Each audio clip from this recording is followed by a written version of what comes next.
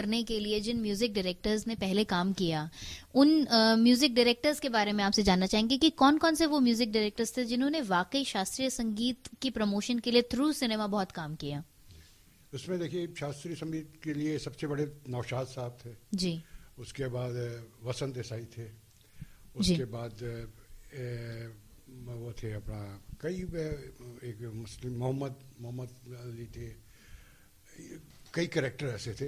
मुझे आज भी याद है मुगल आजम का, नौशाद साहब की बहुत चाहत थी और कियासी साहब ने एक गाना गवाना था बड़े गुलाम अली खां का।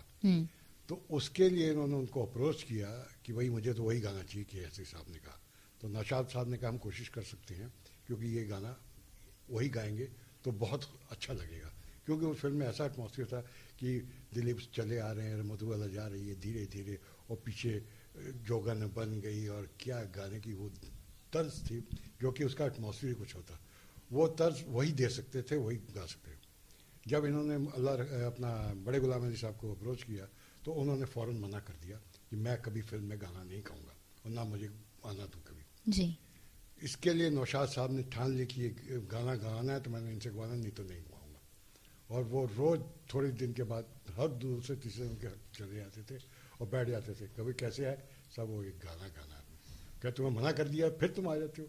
मतलब उन्होंने ज़िद करते रहे और 15-20 दिन महीना लगा के लगातार जब चक्कर लग गए तो उन्होंने कहा ओ यार तेरे लिए गाना गा ही दो, तुमने भी छोड़ना नहीं है जी। तो वो जो गाना आज भी मुगल आजम का जोगन बन गई वाला है, बड़े गुलाम अली साहब का है, 2 गाने उन्होंने गाए जो आज भी एक छाप छोड़ते हैं, और वो गाना कोई गा नहीं सकता जो वो गा के चले गए। जी।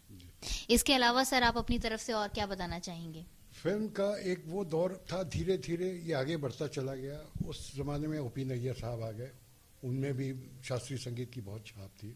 सी रामचंद्र राय, उनमें भी शास्त्रीय संगीत की बहुत थी। मदन मोहन जैसा आज तक म्यूजिक डायरेक्टर कोई नहीं आया जिसने गज़लों के ऊपर, इसकी फिल्म में गज़लें इतनी खूबसूरत होती थी कि वो आज भी याद है लोगों को। रस्म उल्फत निभाएं तो निभाएं कैसे, एक से एक गाने हैं जो आपने दिल किया है। एक फिल्म थी जिसमें आपकी बातें करें, आपका दीवाना क्या, लता की 5 गाने और 5 गज़लें बेस्ड थी और सब हिट थे जी। दौर मतलब बढ़ता है फिल्मों का, लेकिन शास्त्रीय संगीत पे ही गाने बनते थे। ये नहीं कि उस ज़माने में शास्त्रीय संगीत के बिना गाने नहीं बनते थे जी। अगर वो नहीं है, कोहिनूर पिक्चर का मुझे गाना याद है, वो दिलीप साहब जो गाना गा रहे हैं, रफ़ी साहब ने पीछे से गाना गाया था, गाना बहुत ही अपने जाने, वो पग में घुंघरू क्या है वो नहीं,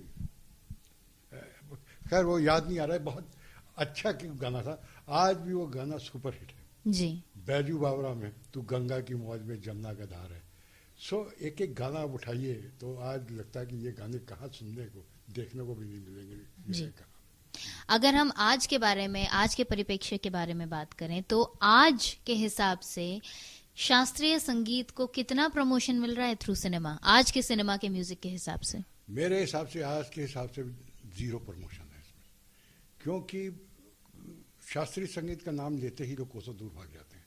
वो कहते हैं क्या संगीत है। आज का जो फास्ट म्यूजिक आ गया है वो ट्रैक्स पे बन रहे हैं गाने, और बोंगो टोंगो ये वो दुनिया भर के म्यूजिक आ गए हैं, और पहले ही म्यूजिक बन के तैयार हो जाता है और उसको वहाँ से मिक्सिंग करके गाने बन जाते हैं।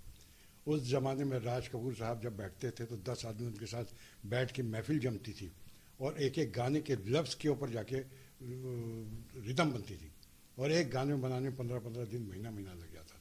तब गाने आज उनके फिर सुनिए तो सारी उम्र वही सुनते रहेंगे गाने जो बने हुए हैं, और आज का गाना किसी दौर में फिट नहीं हो सकता। ये कल आया और आज चला गया, पता नहीं कब आया और कब चला गया पता ही नहीं लगेगा।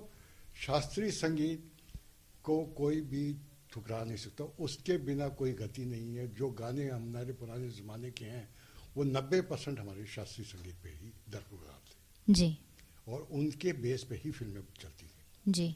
आज भी कोई हो, किसी भी गाने को आप बैजू बावरा ले लीजिए, बसंत बहार ले लीजिए, फागुन ले लीजिए पिक्चर, ये अपने ज़माने की गोल्डन जुबली फिल्में हैं। मुगल आजम जी, मदर इंडिया, इन सब में शास्त्रीय संगीत की एक बहुत बड़ी छाप है।